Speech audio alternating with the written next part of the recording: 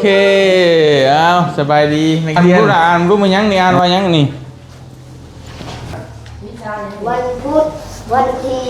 8 เดือนกุมภาพันธ์เดือน2 ปี2026วิชาคณิตศาสตร์บทที่12การงายและการย่อนี่นายว่ะนังเฮียนในลายอยู่เข้ามาอยู่คันมีงานแล้วเขาอยากไปแบบนี้กับปรับตามสภาพมันแหละว่าอาจารย์ว่ะบ่เอาใจใช้กันทำประเทศไปเลยเนาะตะกี้ว่าโอ้บ่มีโรงเรียนบัดนี้มีโรงเรียนงามแล้วคือเป็นอย่างนี้พี่น้องใช้ปหาให้ปชีปหาโอ้เอาปหาอยู่พี่ก็มีระเบามีเนี่ยมาฝากเด้อมื้อนี้เด้อมีกับปลากระป๋องเอาลูกหล่ะไอ้นั่นไว้เมื่อโดยปอชีนี่เนาะเอาลูกเอาละไปเอาไหม1 2 3โอเคเย็ดด้วยบุมีเนี่ยมาฝากเด้อโดยพอได้เมื่อต้มกินเล้งโดยครับขอบใจหลายๆเด้ออยู่ดีมีแห้ง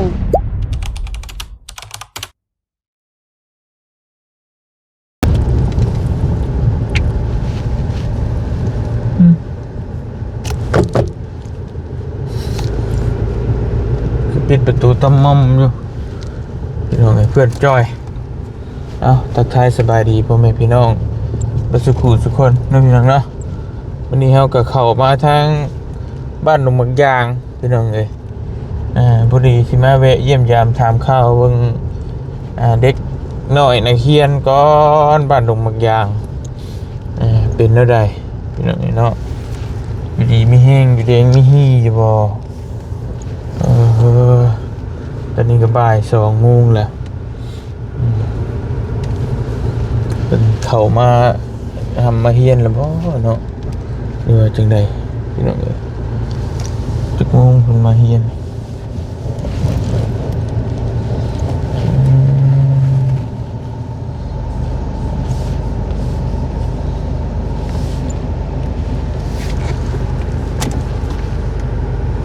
ไป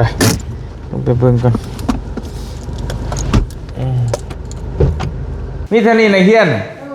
โอ้ยมันหน่อยแท้อันนี้คู่บ่สบายดีลูกเดี๋ยวปอยังอันนี้ปอหาปอยังอันนี้ปอ4ปอ3ปอหามีคนหนึ่งปอ4มี3 คนใช้ในคู่ไปใช้ฮะเพื่อนใช้พวกรถใช่ลูกในบ้านพ่อบ้านหรือเปล่า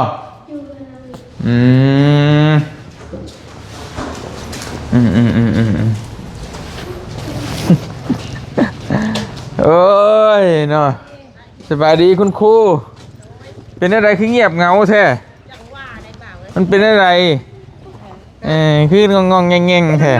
บ่แม่บ่หันบ่ได้ตึกบ่ตักแท้ตึกบ่ตักมีติดตามเบาเตียงกับน้องเมฆตลอดครูเนี่ยเพิ่งบ่ได้เด้เบาเตียงกับมันน้องเมฆสิมาหาในครูดงบางยางเด้ว่ามีแต่ในครูติดตามพี่น้องเป็นซั่นได้มาเบิดบ่หรือว่าจังได๋ยังในเฮียนโอ้พี่น้องนี่เนาะเมืองวันยังบ่ทางเมืองเพิ่นมาแล้วก็ค่ะบ่ได้มาบ่ FC นั่นว่าโอ้ยเพิ่นก็เรียกงายเพิ่นก็บ่รู้เพิ่นมาไกลหาก็มาตะเวียงลงมาตะเวียงว่าหั่นมาพาลืมดอกมักย่างเลยบ่เว้ยบ่ลืมมาจอดแน่ว่าครูดอกมักย่างเพิ่นก็ถามอันนี้เป็นอะไรเพิ่นก็เรียกหลายว่าเพิ่นก็เพิ่นมาโดยเพิ่นมาบางผิดหลักแม่นเพิ่นก็มากินข้าวสามัคคีเรียนบัดมื้อเป็นจังได๋มีนั่นได้ผ่านเข้ามาก็เลยมาเยี่ยมมีแนวมาให้นักเรียนเด็กๆน้อยๆนะว่าก็ได้มาเบิ่งเรียนนักเรียนเป็นนี่ได้คือขาเข้ขาหยังขาเข้และเจ็บผู้ได้ย่างเด้มื้อนี้ย่างได้มื้อนี้หาผู้ที่ผัดไปรวมเด้เพิ่นหากะมาเห็นว่าหากะมาเบิ่งมองโทรทั้งโทรได้ชาย เอามาบ่หรือบ่ได้มา ลมมาแล้วเด้ อืม ลมมาแล้วแล้วก็ เฮ็ดได้ฉันเนาะ ไปได้แต่เบาเตียงมาแล้วบ่จะได้นำชาย อืม อันนี้แหละมันยากเอาของรวมเท่านั้นอยู่ ยากได้มาเต็ง ได้ เรื่องมาก็เกรงใจเพิ่นแบ มี บ ใครได้เอาของรวมมาใส่ เทกเบิ่งแล้วบ่จักเม็ด แม่ครูก็บ่จักนี่สิแทกเพิ่นก็ว่าในจากเมืองอ่ะคือบ่แทกแล้วว่าให้ ประมาณ แล้วจะให้เพิ่นแทกก็ได้แทกแล้วจังโทรบอกเฮาก็ได้เดี๋ยวสิเบิ่งให้ ว่าสิเอาของก็เป็นนี่บัตรเพิ่นอยู่บัตรเพิ่นบ่อยู่เนาะบ่ได้เอาได้นี่ อันนี้บ่ของบ้าน ใช้ของในคู่ค่ะแม่เอาพอเทินเพิ่นนี่นะ ได้เก่านี่ได้ต่อกันไปซื้อมาเติมกันไป แม่เลย อืม ยากกว่า อันนี้เพิ่นไปใส่เหินในบ้านในบ้าน อืม ของรวมแบบแค่แน่นะ เพิ่นยังได้สายไฟพี่น้องนี่เนาะสายไฟดำนี่ไปใช้ซ่านี่เออไอ้ได้สายไฟต่อมาตวัดพุ่นน่ะต่อมาตวัดแล้วต่อมาเฮียนนี้พี่น้องนี่เนาะ สายน้ำเราได้ยังสิใช้ไฟ ใส่น้ำหามีแล้วบ่เต็งเอ้ยใส่ทอ สายของครบแล้วยังแต่สายน้ำเฮา สายไฟนะคะหอดเหินเพิ่นอยู่นี่บ่กบ บัดนี้ละเพิ่นย้ายได้ย้ายไปอยู่เฮือนในบ้านยังจะเฮ็ดยังจะเกรงใจเกรงใจในบ้านเพิ่นก็บ่อยู่บ้านนอก เพิ่นไปใช้ เพิ่นไปอันนั้นเด้ไปลงเฮ็ดเวียกอยู่อันอยู่บ้านใหญ่พุ่นไปอันนั้น สิเลิก จัดอันนั้นเด้จัดลำดับอันราชกรเด้บ่แล้ว เอาไปมื้อนี้ได้โลมีพุ่นมดได้อยู่ แม่นเขาจัดระดับแต่ละครอบครัว ปหนึ่งปสองนิสัยนักเรียน แม่ไปบนรถคุณบ่ได้ ย่านอยู่หันพวกไหน โอ้ยเบิ่งหยังนี่ปลดเบิ่งรถไม่อันนั้นรถดุดนี่เปิดไปดุดไผน่ะ ชื่อแล้วได้เงินลงทำอะไร เอ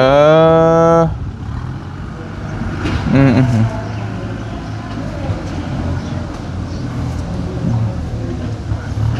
รถมาดันมาแปลงไปทางไหนนักเรียนเพิ่นมักไปเบิ่งแต่ว่าโอ้ร้อยรอให้นักเรียนจักสิว่าแนวใดเนาะนี่ของการก็คือของเฮ็ดงานเฮ็ดเวียกของในครูเนาะแล้วก็ของป1ป2อยู่พุทธป2ป3อยู่พุทธพี่น้อง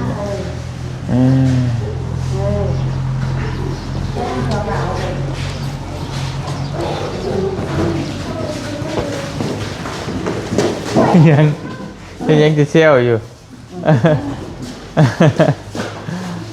เห็นก็บ่ได้น้องน้อยนักเรียน จะคนตอนนี้ป3ป4ผ่านจะคนรวมหมด 47คนทั้งหมด47ยิง21ตอนแรงอยากเป็นแบบนี้เดินในหานจะน้อยมีงานเองบ่มาซ้ำตอนแรงมาแต่ตอนเช้า แม่นคันมีงานดูๆนี่เขาไปเฮือนงานพุ่นนายลงมาเมื่อนั้นก็ว่านี่ละจุดพิเศษนี่นายเอ้ยว่านังเฮียนในลายอยู่เข้ามาอยู่คันมีงานแล้วเขาอยากไปแบบนี้ก็ปรับตามสภาพนั่นแหละว่าอาจารย์เอ้ยว่าบ่เอาใจใช้กันทางประเทศไปเลยเนาะตะกี้ว่าโอ้บ่มีโรงเรียนบัดนี้มีโรงเรียนงามแหละคือเป็นแนวนี้ประสานตลอดได้กับนายบ้านได้บัดมีโรงเรียนงามแหละไปเป็นนี่คันมีงานตอนเฮ็ดทางให้บ่เว้าเขาไล่น้ำรถตอนเพิ่นเฮ็ดทางเข้าบ้านน่ะโอ้เขาก็นำก้นรถพุ่นแหละว่าจักมื้อใดแล้วรถสิเหยียบนักเรียนเนาะว่าโอ้ยนะแต่ตอนนี้นี่คืออยากได้ใช้ไฟบ่มันไต่ไฟใช้ประหลอกพัดลมนี้มันร้อนเนาะโดยนี่นั่นเราจะขอความช่วยเหลือได้อยากได้แบบนั้นในครูอยากขอความช่วยเหลือโดยแล้วมันก็อีกอย่างนึงมันก็มืดนี่นะอยากไต่ไฟล่ะใครแน่ว่าโดยกันสิว่าใส่บ้านเขาก็มันก็เป็นด้านน้อยแน่ตะกี้ว่าแล้วบุญเลยอยากไปซานกับเฒ่าแก่สมทบกับอันนั้นเพิ่นนั้นแล้วเพิ่นว่า เพิ่นก็อยากติดกะโหลกอันนั้นน่ะเด้ติดแล้วก็ยังบ่แล้วนะเงินเฮ็ดบุญ มันหลายอย่างหลายแนวเนาะ แม่บ้านเฮาบ้านน้อย แล้วก็ต้องย่าแล้วว่ะถ้าเฮามีงบพุ่นแหละเว้าในนี่ใส่เพิ่นนั่นเพิ่นก็มาประสานอยู่ก็ อ้าวเดี๋ยว คิดอยู่เพิ่นว่า สิซอกเบิ่งให้พี่น้องนี่เนาะผู้ใดจะเฮ็ดบุญน้ำของร่วมก็เฮ็ดซอยเด็กน้อยก็ แม่น สายไฟก็บ่เท่าไรดอกเพิ่นน่ะประมาณ 2,000 กว่าบาทเนี่ยน่าจะได้อยู่ สิให้เพิ่นแทกให้จังซี่โทรประสานกับ โด เจ้าย โดยแทกเบิ่งวันประมาณจักเม็ด แม่ นะ นแม่น อ่า บอกอยู่ว่าอันนั้นทางเมืองเขาก็เอาแทกแล้วก็อาจารย์ได้แทกแล้วบ่เป็นแทก อืม ตัวแทกแล้วก็บ่เตียงมาแล้วก็อันประสานกับเพิ่นบ่ได้บ่ว่าไปโรงเรียนโต๊ะตังก็ยังได้เด้ก็สิเว้าให้ก่อนก็บ่ได้ว่าเพิ่นก็หลายบ่อนไปเนาะเพิ่น ได้อยู่สมันบ่แพงบ่นั่นปานใดก็ได้อยู่ โรงเรียนเฮาก็ได้น้ำเพิ่นแล้วว่า ถ้าผู้ใหญ่บ่ซอยก็เงินเฮานี่แหละเดี๋ยวพังเบิ่งเงินดำเงินเดือน YouTube ออกก็ซื้อมาให้ เพิ่นว่าโอ้ยบ่เตียงเฮานี่เด้อบ่เด้ จะบ่เตียง คอยอยู่ เห็นแต่น้องเมฆไอ้บ่าวเตียงเนาะเขาว่าพี่ช่างจะเจาะตะเอากินฮอดแล้วว่าในครูนี่แหละกินฮอด เราเคยมาแว่ บ่ได้มาบ่ทางเมืองบ่ได้มาบ่ FC เดี๋ยวนี้ฮะเพิ่นก็ เพิ่นกระทำตลอด ถามแล้วคุย บ่ กัน เตงบ่ได้มาบ่เพิ่นมาเพิ่นก็ดีใจนำเลยนะ โดย ดีใจนำเด้ออาจารย์เด้อได้เรียนงามเด้กับได้ถามเพิ่นว่าวันในครูเบิดว่าโอ้ FC นี่เก่งเนาะดงบักยางนี่ว่า แต่ทางในโรงเรียนในทางวัดพร้อมเนาะ เพิ่นบ่ได้มาได้บ่าวนั่นเด้บ่าวละมอนเด้ป้าเนาะเอื้อย อืม โรงเรียนกับ FC เนาะทางเข้าบ้านกับ FC ว่าแม่นโอ้มาแต่เก่าบ่ได้เป็นแบบนี้ได้เอื้อยเฮาก็บ่ได้เคยมาแล้วว่าแม่นความ ก็ สร้าง สะ ไว้ ด เด้ ว อก สบายอยู่ ว่า เนาะ สะดวกสบายแล้วบ้านเฮาแม่นว่าดีใจนำเด้อเพิ่นว่าผู้เอื้อยก็ดีใจคือกันว่าเอื้อยก็ดีใจคือกันเลยว่า ได้โรงเรียนงามก็ดีใจอีกบ่ดีใจบ่นักเรียนบ่หลายว่า เนาะ ก็ชมอยู่เพิ่นก็ชมบ้านน้อยก็คอยบุกบืนไปแลเฮ็ดจัง ป ได๋ ระชากรก็ยังน้อยเพิ่นว่าก็ชมอยู่ก็ปกติยามนี้ผัดเข้าไปน้ำพ่อน้ำแม่กลมันบ่เตียงเขากลมันไหนมีแต่มาขอว่าอาจารย์ขอหน่อยเด้อแล้วเพิ่นแลจะใจลูกก็ว่านั่นก็มาอ่านอีนั่นก็ได้เฮาก็ลงมา จักคำเว้าเนาะ ไปจัก เขาก็เอาใจ เข้าใจอยู่พี่น้องเอ้ยบ้านนอกบ้านนาเฮาน่ะมันแน่นี่ ขอนี่ได้อาจารย์แล้วมันก็มาขอให้แม่นางพลนั่นก็มาขอ เพราะว่ามันบ่คืออยู่ในเมืองนะอยู่ในเมืองนี่เพิ่นสิ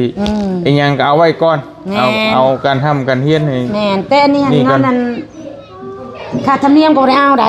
แม่ คะแนนว่าลูกหลานมาเฮียนบ่ได้ว่าได้เงินได้คำค่าธรรมเนียมเท่านั้นตัวนี้บ่ได้เว้าเลยคะแนนว่าลูกหลานมาเข้าโรงเรียน ปานนั้นก็ยังบ่จะมีคนมาเนาะ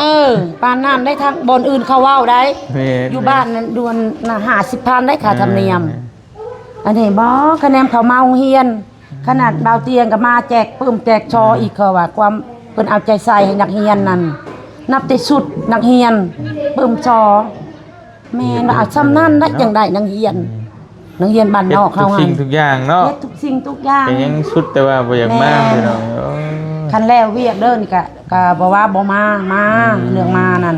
บางมื้อก็เต็มบางมื้อก็บ่เต็มหั้นนะนักเรียนนั่นเพราะว่ายามนี้เขาว่ายังกลมัน มันโดดบ่ประติดประต่อบ่ แม่ ได้เนาะ ก็ว่ากลมันแล้วน้อยๆว่าแน่นอนนี่อีกเนาะว่าบ่คนมันแล้วพอดีลงบ้านก้าบัด แม่นมันกามันก็สิพักแล้วว่าสิว่านะ สารมีแต่จังว่าการพี่น้องเรื่องสายพื้นสายไฟมื้อนี้ก็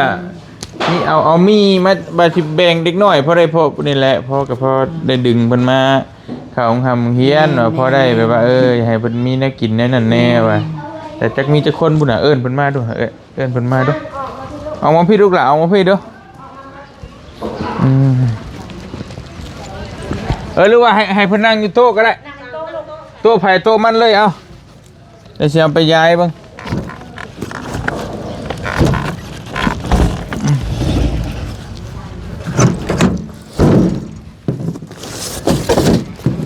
เอานี่แหละพี่น้องเลยไปถุงยังซีบของระบาตุ้ยประมาณนี่แหละแบ่งปันนักเรียนก่อนพี่น้องเนาะพอ ได้อยู่ได้กิน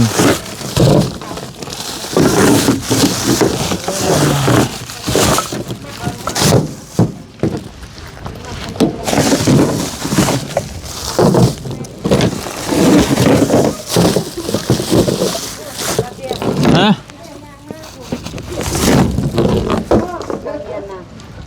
ใช่ผู้บ่นเฮียนเป็นปูนแลนมาแหละ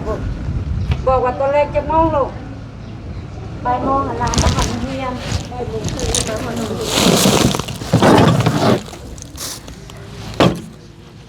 อดทน เห็นอะไรเป็นยังไง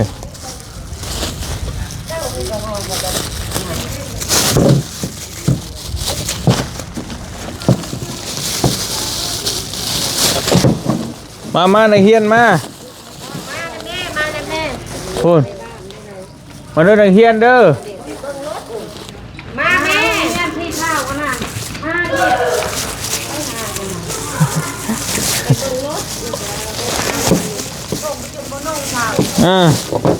ส่งจนเฮียไปเบิ่งรถก็ได้เพราะเบิ่งคักเบิ่งนี่โอ้ย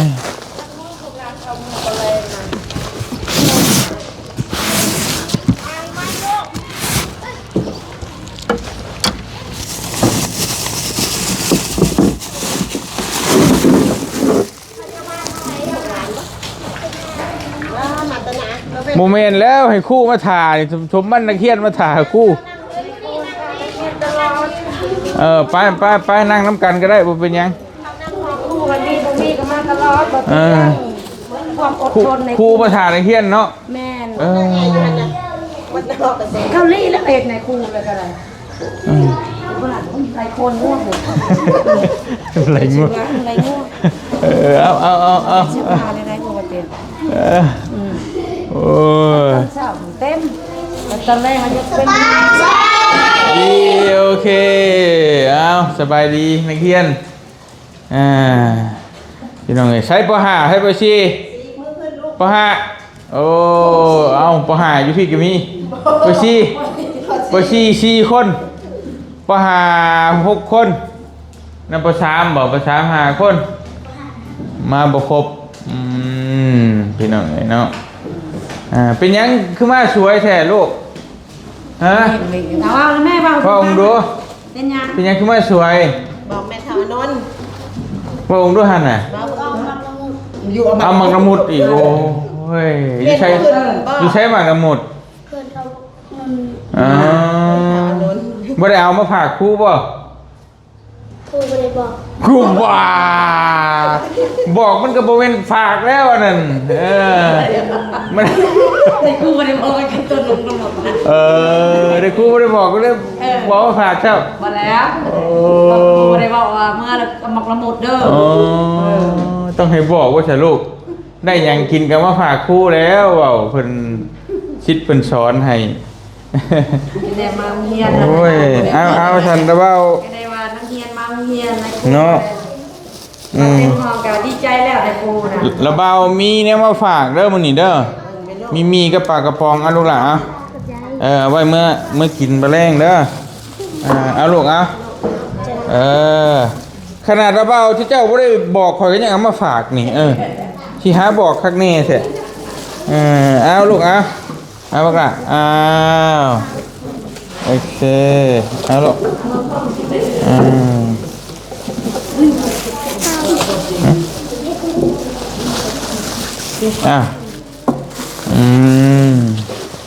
เอาบักล่ะโดยมีกระป๋ากระป๋องโอเคไอ้นั่งโดยปอซี่นี่เนาะไผเก่งกับหมู่ในห้องเรียน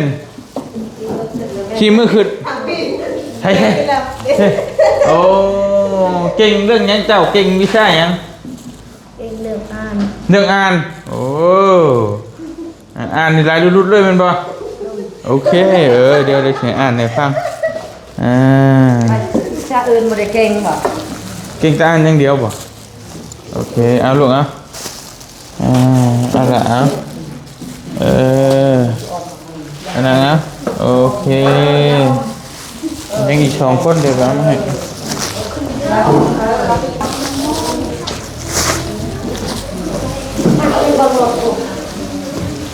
เอาบักหลังเอาลูกโอเคเก่งเอาไม่ต้มกินเด้อมีก็ต้มกินแล้วกับปลากระป๋องมากินบุมีแนวมาฝากมานี่เพราะได้มีกำลังใจมาทำมาเฮียนเนาะโอ้ยใช้ผู้ใดอ่านเก่งออกมามึงรู้ออกมากระดานมึงดูอ่านมึงดูด่าอ่านมึงดูมันยังนี่อ่านว่ายังนี่อ่านมึงดูอ่านเบิดนั่นวันพุธวันที่8เดือนกุมภาเดือน2ปี2026วิชาคณิตศาสตร์บทที่12การงายและการย่อผู้และเล่ลาคะนิดผู้ลุมนี่ผู้ห่างที่คือกันกับแมนได้แม่ผู้ใด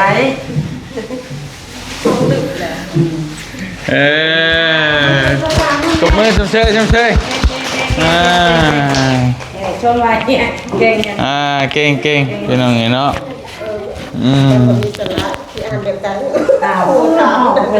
มันอยากเกิดนิดนึงบุมีเสรูหาย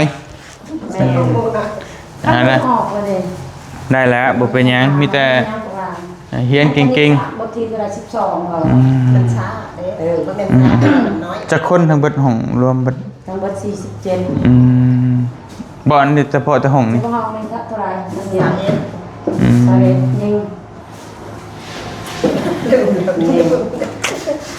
มันบ่อยากอันนั้นปานใดเนาะมีแต่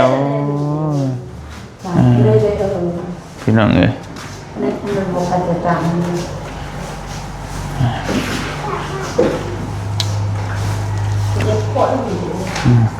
เปอร์3เปอร์4เห็นนั่นใดจะชื่อหยังลูกพรสวรรค์ตอนแรกไม่ได้ใส่เสื้อขาวเนาะเสื้อขาวก็มีเสื้อเหล่ก็มีไปหมุนมาตะกอนใหม่เพื่อเหล่คักแท้ฮะ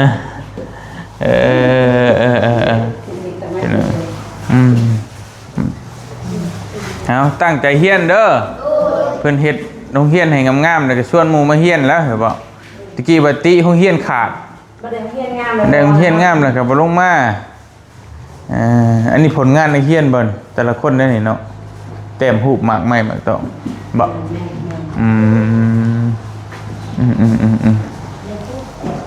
ในครูเต้อย่าเด็กหน่อยตัวบ่เป็นโอ้เยี่ยมเอานี่อันของอันนั้นระเบ้าตุ้ยเพิ่นฝากมาให้เด้อฝากขอบใจเพิ่นนะลูกขอบใจเด้อโอเคเฮียนเก่งๆเด้อ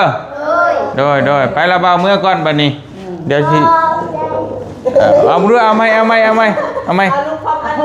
2 3โอเคยันสิคัดก่อนเพิ่นทำเป็นเฮียนสิฮอดเวลาเฮียนแหละพี่น้องเอ้ยเดี๋ยวทางนี้ครูอันเอามีกับปลากระป๋องให้ก่อนพี่น้องเอ้ยโอ้ย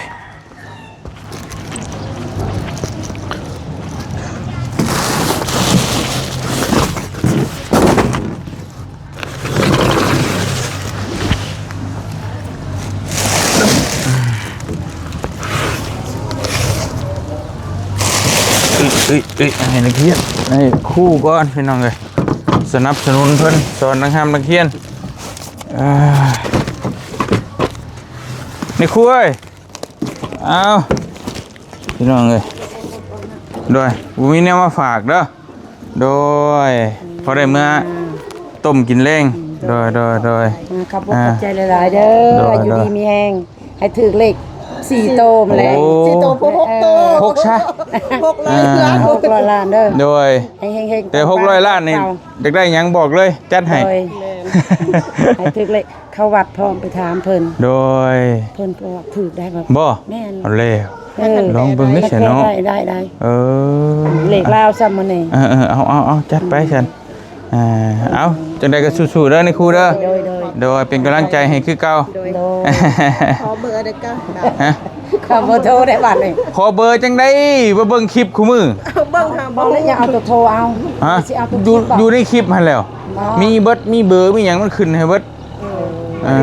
บ่ได้เบิ่งเบอร์มีแต่เบิ่ง จดก็ได้จดก็ได้จนว่านั่นอามิกมาจดสิ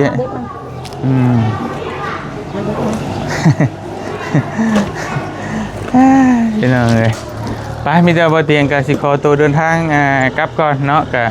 นี่แหละเอาเครื่องของระบาตุ้ยเพิ่นมาแบ่งปันให้กับนักเรียนและก็คุณครูตาบรรดงบางอย่างที่บ่เตียงเคยมาเฮ็ดมาสร้างให้นั่นแหละเนาะพี่น้องเนาะตอนนี้ก็แบะมาเยี่ยมมายามตามข่าวจะได้ก็ขอขอบคุณมุกกับใจหลายๆทางผู้ใหญ่ใจบุญบัจจุกุทุกคนที่ร่วมจิตร่วมใจกันช่วยทางโรงเรียนจนแล้วจนทั่วจนมีในมื้อนี้เนาะก็ขอให้อยู่ดีมีแรงบัจจุกุทุกคนพร้อมครอบครัวเนาะสาธุเดินทางไปทางใดก็ตลอดปลอดภัยเด้อเนาะไปเฮาขอตัวเดินทางก่อนบ๊ายบาย